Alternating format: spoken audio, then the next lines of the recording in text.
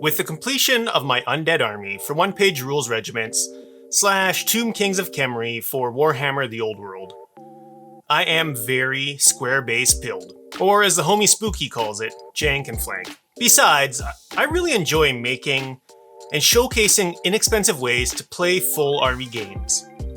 So we're back at it, this time with the 2-box army. Specifically, these 2 boxes from Oathmark.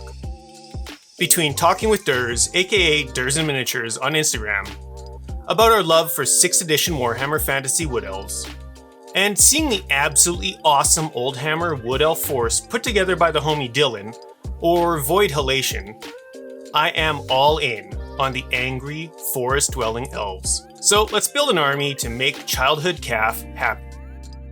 I've never really played 6th edition Warhammer Fantasy, but the Way Watchers always stood out as a cool unit, the pinnacle of stealthy, angry elves stalking their prey from the trees, picking them off with their bows. Plus, they had hoods and a kind of Robin Hood aesthetic that I dug. This elf light infantry kit not only has 30 minis, which is just over $1 per model, but some of the heads are hooded, perfect for Way Watchers, or Forest Watch as they're called in one-page rules regiments. Smash some hooded heads on these 5 elves, give them some bows, and they're ready for paint.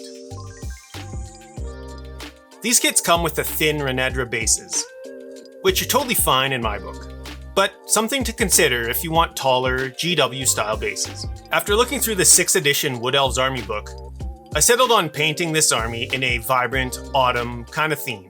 Vibrant yellows, browns, reds, and some yellow greens. So I hosed them all down with night blue, a very rich, vibrant, dark blue. Subtle when it's the only color on the mini, but should provide some interesting shadows with other colors over top. While the recent Undead Army was painted primarily with what I would call low-effort, maximum impact techniques, I wanted to spend a little more time with this force. Fall back on my typical style, aka kinda good but kinda These I hate everything that's not a tree or tree elves needed to be rather pale. Like they've maybe spent a little too much time creeping in the shadows. My go-to skin tone paint is Shadow Flesh. I find simply mixing ice yellow into Shadow Flesh works great, even for particularly pale skin tones. With so little skin showing on these elves, we can get away with just a couple of layers. Make them look like the angry friends of the forest we're going for. After knocking out the pants and sleeves, details that really don't matter other than getting some paint on them, I moved on to the doublet, jacket, skirt? Whatever, the main article of clothing. And this is where I went a little off the rails, but we'll get back to that. I began by mixing some of the night blue base coat into burnt red, and started sketching on some thin lines, working back to pure burnt red, then adding small amounts of ice yellow and covering less and less surface. While I make some mistakes, let me tell you about today's sponsor, me. Well, a couple of buds and I. We've started a podcast, Some Assembly Required. Good buds talking minis, war games, making weird things, and whatever our most recent hyperfixations are.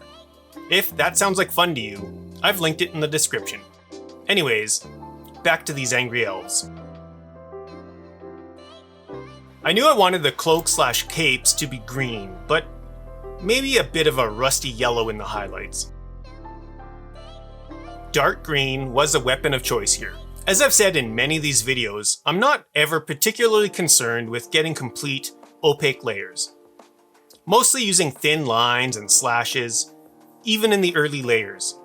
Particularly for cloth items like this cloak, I really like the results. To brighten this green and to start building that rusty yellow, I began mixing in more and more scrofulous brown. And yeah, as I was wrapping up this cloak, it began to dawn on me that, well, I painted Santa. Not exactly the look I was going for.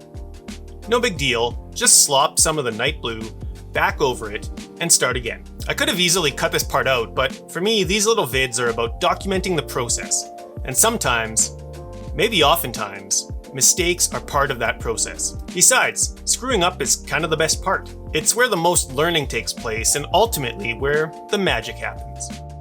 This time around, I wanted to emphasize more of that rusty yellow, or in this case, scrofulous brown. Mixing a little of the night blue into scrofulous brown and getting started with some thin, sketchy lines. I'll often add some of the base coat or underpainted color to whatever color I'm working with, as it makes the jump from the base coat to the next color less drastic. I'll still leave the recesses and darkest shadows untouched though. These unified, colorful shadows are a fundamental aspect of how I like to paint. After working up to pure scrofulous brown, I began mixing in some ice yellow. The addition of the ice yellow shifted the scrofulous brown to a more golden tone, which kind of nudged the overall scheme away from the original autumnal angle. Not in any way I was unhappy with, kind of the opposite. I was enjoying the vague old hammer vibe, so I just went with it. While I'm making these scratchy, sketchy little lines, I'm generally covering less surface area with each layer, but I'm not too concerned about coloring within the lines, as it were. Letting some lines stray slightly here and there helps everything feel more human, I guess. I don't know. I guess I've just developed a habit of doing it, so that's what I like to do.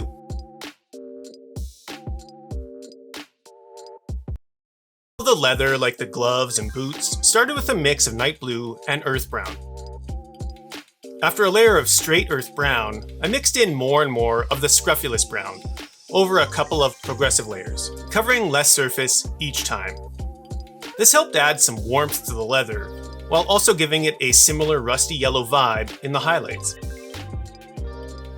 After slapping a little bone white mixed with night blue on the bows, in a very haphazard way, it was time for some basing.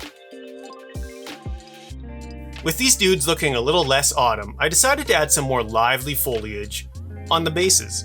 Some grass and shrubbery. Now, I don't necessarily think you should use super glue for tufts, but I'm not exactly patient, so here we are. No gaming base would be complete without a pigment powder and water wash. This time with raw umber. Some black around the rims, and here we go. The first unit of the 2-box army of wood elves. I like the dark undertones of these elves. Feels more like the everything-hating forest dwellers they are. I've built a reasonable list for one-page rules regiments based around 2 Oathmark boxes. Inexpensive and awesome.